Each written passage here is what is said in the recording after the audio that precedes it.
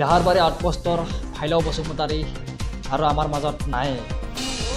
দীপক কুমাৰ ৰয়ে এটা ফেচবুকত পোষ্ট দেখিছে কি বসুদা বৰ লৰালৰিকৈ গলা তুমি, এইবাৰ বহুত মিছ কৰিলোঁ তোমাক শ্বুটিঙত, এতিয়া গোটেই জীৱন মিছ কৰিম, হুৱাই সকলোকে কন্দুৱাই গলা অৱশেষত, য'তেই আছা এতিয়া শান্তিত থাকিবা বন্ধু, শান্তি, এনেকৈ লিখিছে।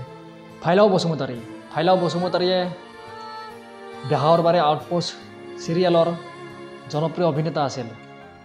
বেহাৰবাৰী আউটপোষ্ট চিৰিয়েলত তেখেতে অভিনয় কৰিছিল।